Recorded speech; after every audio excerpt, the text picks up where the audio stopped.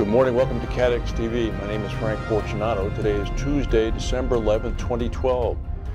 It looks as if Delta Airlines is going to buy a 49% stake in Virgin Atlantic for $360 million. Delta said that the move will enhance competition between the UK and North America.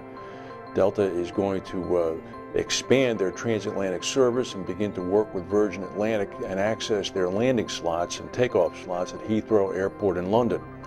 Today, the American government is putting up its last remaining shares of AIG for sale. 234 million common shares of the company will go on sale on the NYSE today. The government means that as a result of this, they're going to have seen a net profit of $22.7 billion on their 2008 bailout of AIG. HSBC has avoided a big legal battle that could further harm its reputation by agreeing this morning to pay a $1.9 billion fine to settle an American money laundering probe. Europe's biggest bank by market value will pay the biggest penalty ever imposed on a bank after facing accusations that it transferred funds through the United States from Mexican drug cartels on behalf of Iran. That's quite a combination. The number 3 reinsurer in the world, Hanover Re, has weighed in with their Superstorm Sandy losses.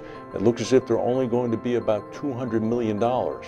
This continues to lead fuel to the speculation that the primary companies are going to bear the brunt of this because of larger retentions.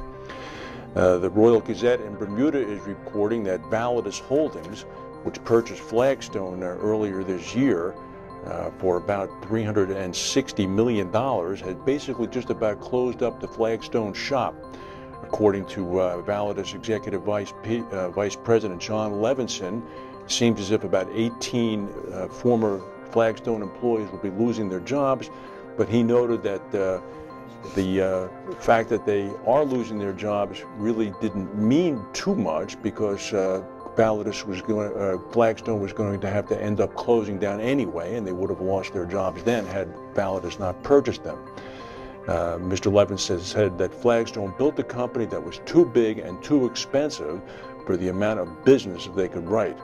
Flagstone suffered a massive $326 million net loss last year.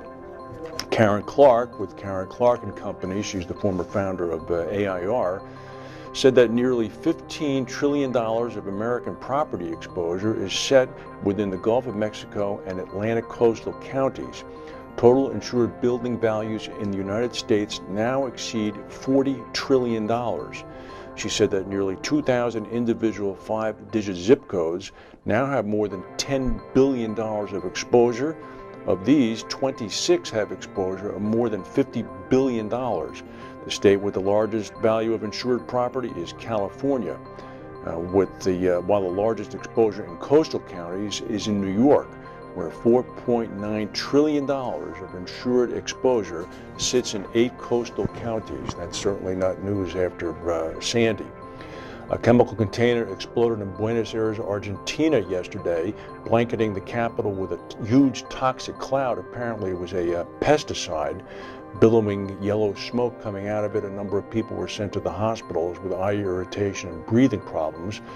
However, the government says it's under control. There was a big earthquake in Indonesia this morning, 7.2. No indication of any damage or casualties.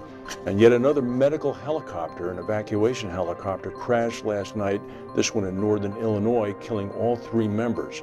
A pilot and 2 flight nurses were on board the plane when it crashed about 75 miles west of Chicago.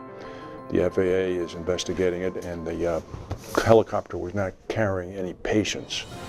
That's the news for today. If we have any breaking news, we'll come back and tell you. Thank you for watching, and we'll see you tomorrow.